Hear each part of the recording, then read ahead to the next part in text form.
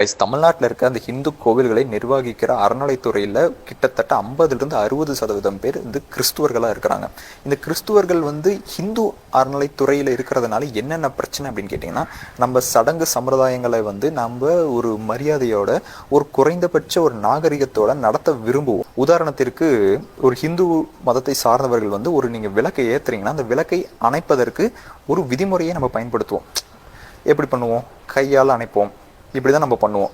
ஆனால் ஒரு கிறிஸ்துவ பெண் அங்கே இந்து அறநிலைத்துறையில் சம்பளத்தை வாங்கி கொண்டு ஹிந்துக்கள் போடக்கூடிய அந்த டொனேஷன்ஸ் காணிக்கையில் அந்த ஹிந்துக்களுடைய காசு மூலமாக சம்பளத்தை வாங்கி கொண்டு இருக்கக்கூடிய அந்த கிறிஸ்துவ பெண் கோவில்களை ஹிந்து வணங்கக்கூடிய அந்த கோவில் இருக்கக்கூடிய தீபங்களை அணைப்பதற்கு அவங்க என்ன பண்ணுறாங்க? அந்த ப்ரூம் ஸ்டிக் இருக்குது பாருங்கள், அதை வச்சு அந்த விளக்கை அடித்து அணைக்கிறாங்க. இதை விட ஒரு கேவலமான முறையில் கோவில்களை ட்ரீட் பண்ண முடியுமா யாராவது?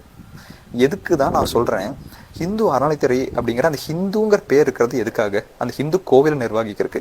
அந்த ஹிந்து கோவில்களை நிர்வகிக்கிறதுக்கு ஹிந்துக்களுக்கு போஸ்டிங்ஸ் கொடுங்க. கொஞ்சம் தகுதி கம்மியாக இருந்தால் என்ன ஆகிருப்போகுது? அந்த ஒரு சுத்தம் பண்ணுற ஒரு ஆயா, ஒரு கிறிஸ்துவ ஆயாவுக்கு பதிலாக ஒரு ஹிந்து மதத்தை சேர்ந்த ஒரு ஆயாவை வச்சிங்கன்னா என்ன ஆக போகுது? கொஞ்சம் மரியாதையோடு ட்ரீட் பண்ணுவாங்க. இது ஓவரால் கம்யூனிட்டியாக நல்லது. இதை விட்டுட்டு மாற்று மதத்தினரை வைப்பதனால சங்கடம், தேவையில்லாத ஒரு மனஸ்தாபங்கள் ஏற்படும். இதை தாவேக்காவில் இருக்கக்கூடிய ஹிந்து அறநிலைத்துறை அமைச்சர் ரமேஷ் புரிந்து கொள்ளும்படி கேட்டுக்கொள்கிறேன். தமிழ்நாட்டில் இருக்க அந்த ஹிந்து கோவில்களை நிர்வகிக்கிற அறநிலைத்துறையில் கிட்டத்தட்ட 50-60% பேர் கிறிஸ்துவர்களாக இருக்கிறாங்க. இந்த கிறிஸ்துவர்கள் ஹிந்து அறநிலைத்துறையில் இருக்கிறதுனால என்னென்ன பிரச்சனை அப்படின்னு கேட்டிங்கன்னா, நம்ம சடங்கு சம்பிரதாயங்களை நம்ம ஒரு மரியாதையோட ஒரு குறைந்தபட்ச ஒரு நாகரிகத்தோட நடத்த விரும்புவோம். உதாரணத்திற்கு ஒரு ஹிந்து மதத்தை சார்ந்தவர்கள் ஒரு நீங்கள் விளக்கை ஏற்றுறீங்கன்னா அந்த விளக்கை அணைப்பதற்கு ஒரு விதிமுறையை நம்ம பயன்படுத்துவோம். எப்படி பண்ணுவோம்? கையால் அணைப்போம். இப்படி தான் நம்ம பண்ணுவோம். ஆனால் ஒரு கிறிஸ்துவ பெண் அங்கே இந்து அறநிலைத்துறையில் சம்பளத்தை வாங்கி கொண்டு ஹிந்துக்கள் போடக்கூடிய அந்த டொனேஷன்ஸ் காணிக்கையில் அந்த ஹிந்துக்களுடைய காசு மூலமாக சம்பளத்தை வாங்கி கொண்டு இருக்கக்கூடிய அந்த கிறிஸ்துவ பெண் கோவில்களை ஹிந்து வணங்கக்கூடிய அந்த கோவில் இருக்கக்கூடிய தீபங்களை அணைப்பதற்கு அவங்க என்ன பண்ணுறாங்க? அந்த ப்ரூம் ஸ்டிக் இருக்குது பாருங்கள், அதை வச்சு அந்த விளக்கை அடித்து அணைக்கிறாங்க. இதை விட ஒரு கேவலமான முறையில் கோவில்களை ட்ரீட் பண்ண முடியுமா யாராவது?